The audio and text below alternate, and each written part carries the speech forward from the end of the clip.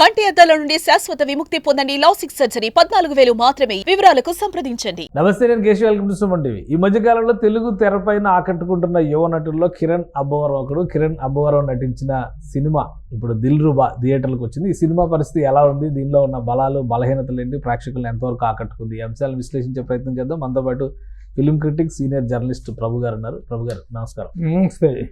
దిల్ రూబా ఏదో హిందీ సినిమా అనుకుంటారు జనాలందరూ, సో ఇది తెలుగు సినిమానే. ఎలా ఉంది మొత్తానికి ఈ సినిమా కాన్సెప్ట్ కానీ కథ కానీ ఏ విధంగా ఉంది?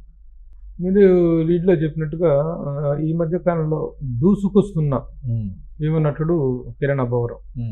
అంటే ఎలాంటి బ్యాక్ డ్రాప్ లేకుండా సినిమా ఇండస్ట్రీలో పైకి రావటం ఎలా అనేటువంటి దానికి ఇతను లేటెస్ట్ ఎగ్జాంపుల్గా చెప్పుకోవాలి.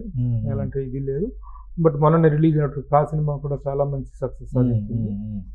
అంతకుముందు ఎస్ఆర్ కళ్యాణ మండపం కానీ సినిమాలన్నీ కూడా మంచి ఇది వస్తుంది. ఈ నేపథ్యంలో వచ్చినటువంటి సినిమా ఈ దిల్ రూబా నా వరకు నన్ను అడిగితే మాత్రం వెరీ గుడ్ పాయింట్ తీసుకున్నాడు. చాలా మంచి పాయింట్. అంటే మనం సారీ అండ్ థ్యాంక్స్ అనేటువంటి పదాలను చాలా విరివిగా చాలా ఇదిగా వాడుతుంటాం. సారీ చెప్పటానికైనా థ్యాంక్స్ చెప్పడానికైనా ఒక బలమైన కారణం ఉండాలి. అదేదో ఊత పదాలు అయిపోయింది. ఆ ఊత పదాలు కాకుండా ఆ సారీ చెప్పడానికి దాని వెనక ఒక బలమైన కారణం, ఒక డెప్త్ ఉండాలి అనేటువంటి మ్యాటర్ని ఒక లవ్తో, యాక్షన్తో, సెంటిమెంట్తో ఫ్యూజ్ చేసి నడిపించిన విధానం కొంతవరకు బాగుంది. యాక్చువల్గా అసలు ఎత్తుగడ తను ఫస్ట్ ఎక్స్ గర్ల్ ఫ్రెండ్ తో స్టార్ట్ చేసి ఆ ఎక్స్ గర్ల్ ఫ్రెండ్ ఎందుకు ఇతని వదిలేసింది, తర్వాత ఎంత సారీ చెప్పినా ఎంత చెప్పినా కూడాను ఆ అమ్మాయికి వేరే పెళ్ళైపోయి ఇదైన తర్వాత కూడా ఆ అమ్మాయి ఇతని పట్ల ఒక ఆపేక్షని, ఒక ఇదిని, ఇతని వ్యక్తిత్వం పట్ల, ఇతని వెల్ఫేర్ పట్ల ఒక కన్సర్న్ చూపిస్తాం. దానికి కారణం ఏంటి? ఆ తర్వాత కొత్తగా ఈ అమ్మాయి జీవితంలోకి వచ్చిన హీరోయిన్, ఆ అమ్మాయి ఏంటి, ఆ క్యారెక్టర్ ఏంటి, ఆ క్యారెక్టర్ని డిజైన్ చేసిన విధానం, ఇవన్నీ కూడా చాలా చక్కగానే డిజైన్ చేసుకొచ్చాడు. కానీ ఎంత బాగా అంత మంచి ప్లాట్ తీసుకున్నాడో, ఎంత చక్కగా తీసుకున్నాడో director Vishwakarun, return and directed by విశ్వకరుణ్.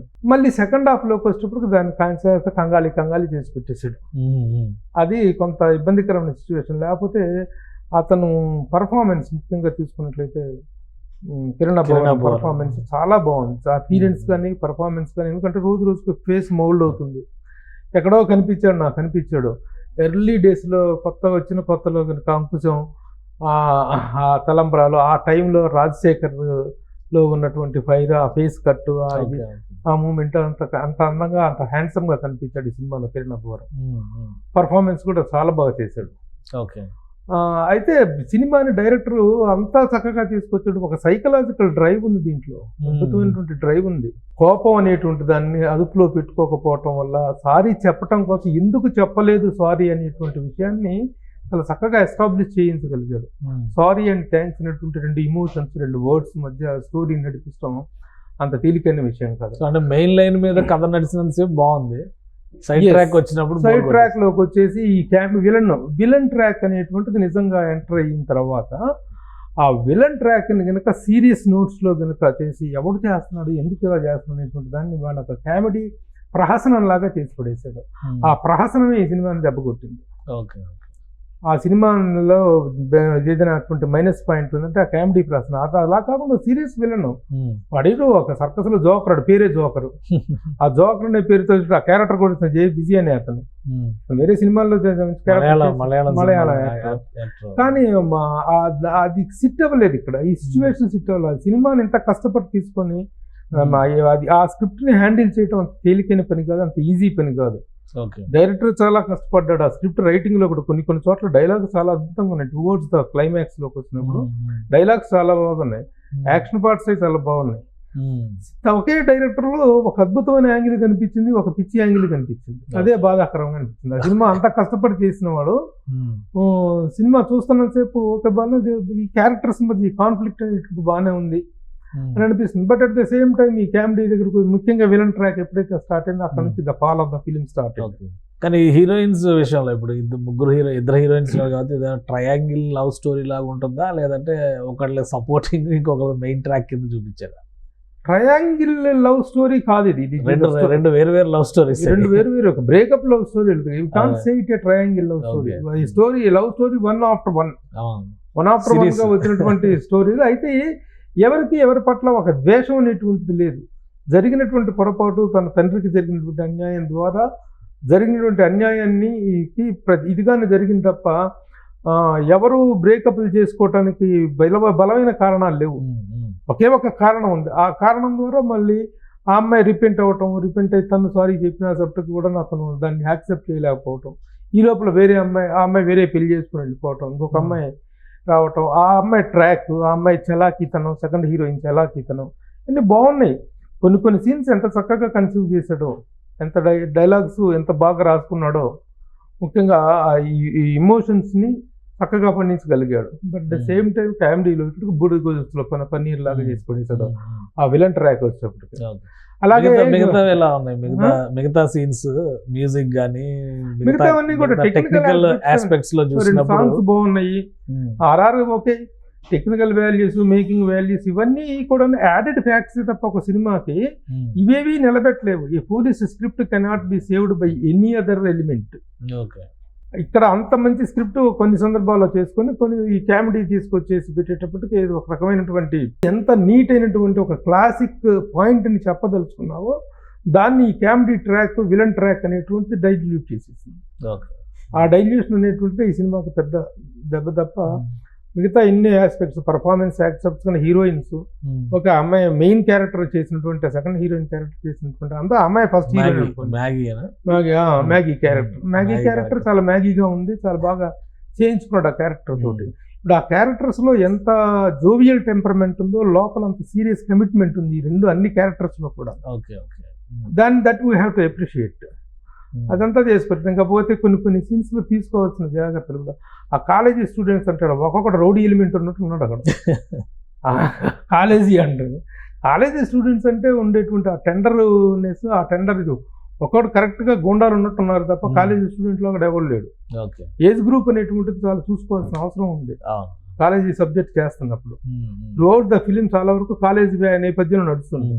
అలాంటప్పుడు ఆ కాలేజీలో ఉండే స్టూడెంట్స్ ఎలా ఉండాలి,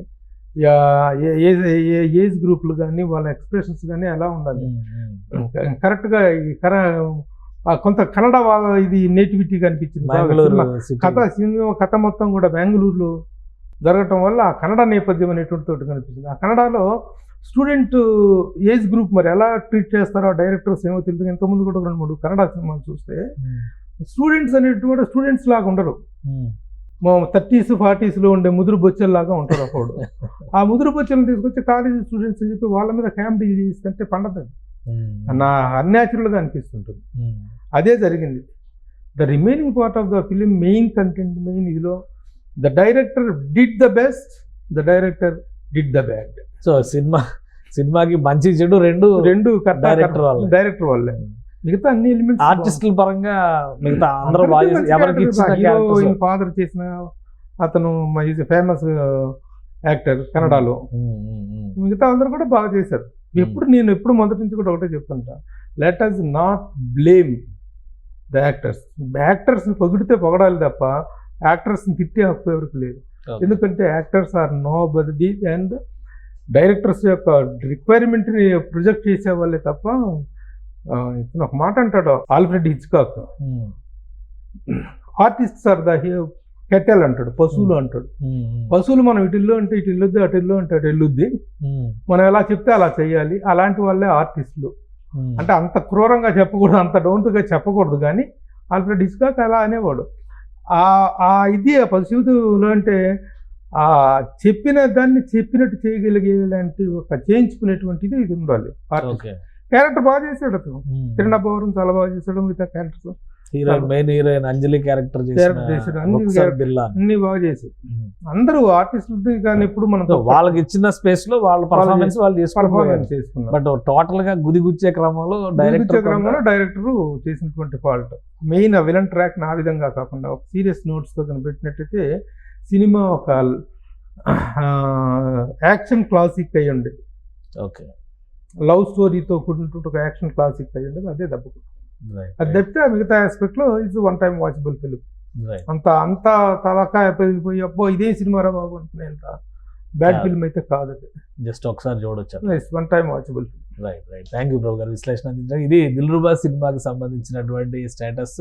ఆర్టిస్టుల పరంగా అందరూ ఆకట్టుకునే ప్రయత్నం చేశారు, కానీ కథ ప్రజెంటేషన్ విషయంలో కొన్ని పొరపాట్లు లోటుపాట్లు జరిగాయి. వీటి వలన కొంత ఆ గమనంలో వేగం తగ్గుతుంది అనేటువంటి విశ్లేషణ ప్రభు గారు చేశారు. ఒకసారి సినిమా చూడొచ్చు. అలానే అబ్బవరం, కిరణ్ అబ్బవరం క్యారెక్టర్ అతను చేసినటువంటి విధానం కోసమైనా కానీ సినిమాను ఒకసారి వాచ్ చేయొచ్చు అని చెప్తున్నారు. ఇది special discussion. Keep watching. Suman టీవీలో మీ పర్సనల్ అండ్ బిజినెస్ ప్రమోషన్స్ కోసం కింది నెంబర్కి కాంటాక్ట్ చేయండి.